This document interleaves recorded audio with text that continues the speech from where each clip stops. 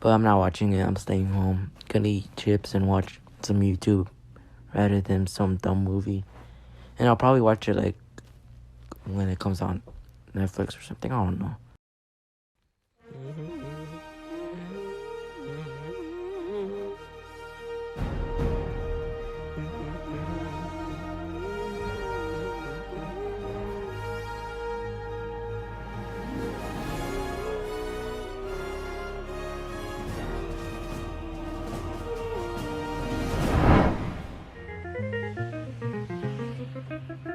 Alright, I'm finally back.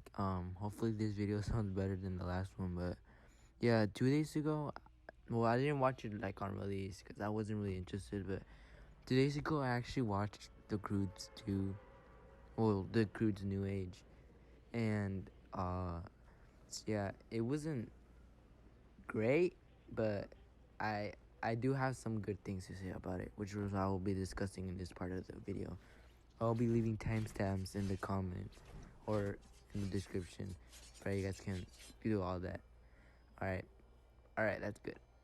Okay, now that I get all that out of the way, I can't even talk. Now that we got that out of the way, see the good things about this movie. Number one, the animation. I would be lying if I said that I didn't like the animation, because I actually do. This movie looks really colorful and like really creative, kinda. It looks more colorful than the first movie in my opinion, but I think it's the first movie looks not bland because it does have colorful like settings, but the second one had more. But the first one, I think the only reason it had it was because it had to show us like the origins and like where these people grew up and like how sad it looks compared to the rest of the world. But nah, I actually liked the animation in this movie. It was pretty cool. I mean, there was some cringy shit in animation here and there, but I think it was well done. Like, well done, DreamWorks. They never really disappoint me with their animation.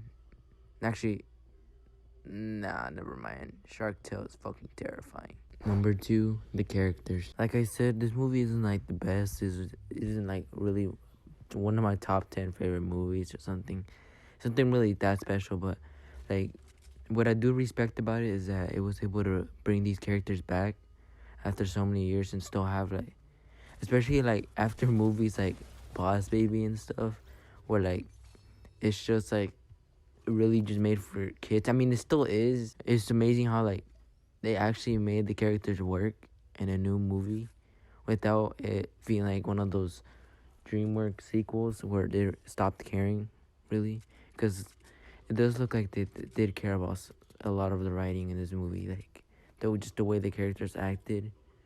Like it feels like in the first movie. Number three, the comedy, kinda. Okay, the comedy, it was actually pretty good. It wasn't like the funniest shit ever, but I did get a lot of laughs in this movie because I was watching it with my family and stuff. We all had a good time.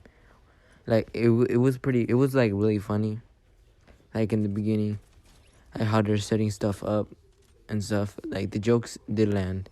And I like how like the jokes are like kind of like a lot of them are kind of predictable, but not really. And so like it makes, once it's unexpected, it's pretty funny in my opinion. That's just my opinion. Like humor is subjective. So yeah. What the fuck was that? Number four, the message. Alright, so this part of the video will be kind of confusing because this is really just my opinion, or like from my perspective. Like this probably wasn't even the message it was trying to do or anything. But like in my opinion, this movie like shows a message where even though like you love what you do and how everything is, change will come, and like it could hurt. Like even if you don't like it, change will come. Like people will grow up, people will want to do other stuff, and you won't like it, but you just have to deal with it because that's just part of like change, really. It just shows that even though Grudge or whatever his name is, even though he hates change, he is willing to do it because he loves his family that much.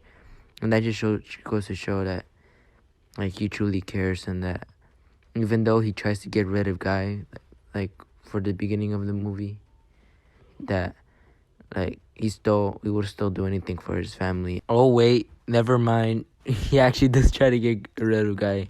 Like he literally made a deal. Talking about that deal, let's talk about that dinner table scene.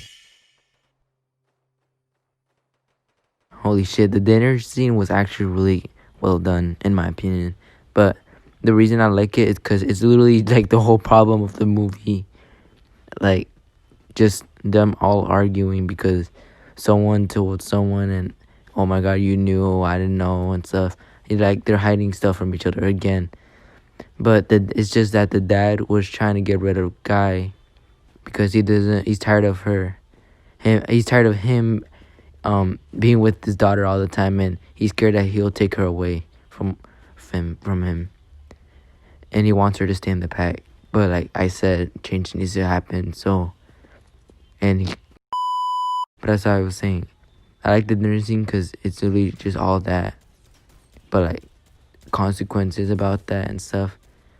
And like I like how the Betterments try to act like better, but they can't. Because they're filthy bitches too. They're filthy liars too. They lie to each other too. They keep secrets behind their back. And but we all make mistakes. So I don't know why people were so mad at the dad. He was just making a mistake. He just didn't want to lose his daughter like that. And he's just too afraid to tell anyone that's why he was like kind of pressured by Phil. To say it because he didn't want to say it. Because he knows, because he truly cares, like I was saying earlier. But the conflict is good. I really like it. I think it fits really good with the movie. And now my problems with the movie. Alright, I'm just gonna try to finish this as fast as possible. But the problem with this movie is like that the Betterment, to me at least, felt really like forced, like retcon. Not really retcon, but like I like the fact that they gave Guy like an origin story of where he came from, because like in the first movie he just really just came out of nowhere. But like that's really with a lot of animated movies, really, that are the same, that are like the same as the Croods. What I mean, I don't really know how to explain it. But Guy, he got his like orange. He got his own origin story, and these Betterments just feel forced because like they weren't even in the first movie. I don't if I don't remember right, Guy never even really cared about anything else. He was just trying to survive, really. I mean, I like how they made it. They like put some pieces together to try to make a story, but it all feels forced, and that makes the Betterments like feel really forced into the movie, and it kind of bothered me. It bothered me at first while I was watching the movie. It rubbed me really. It rubbed me the wrong way. Like, it just isn't right. I don't like how movies do that. And the second thing is, oh yeah, the whole thing where they get kidnapped, and like the whole banana thing. But the whole banana thing, like the reason he had that role was because of the monkeys. I mean, I guess it's kind of a good plot twist, but not really. I mean, I didn't expect it, but like I didn't really care. But the reason I don't care is because that's such a stupid subplot. Like, we don't need that. I think the movie could have worked a lot better if it was just them, like one family trying to get Guy and the other one's trying to get rid of it. I think that would have been a fine plot. I mean, yeah, it would have been a little boring because we already saw in the first movie that the dad tried to get rid of Guy, but no, I just think that the plot would have been better. Or just don't even make the movie at all. I don't even think the first movie needed a sequel. I mean, it would have been nice, but back then. But I just think it's too late, and I don't like how they did the whole movie like that. I think they could have done better, and I just hate the monkey thing. It kind of annoys me. Yeah, just those two are my only problems with the movie, and for that, it's gonna affect my rating of it.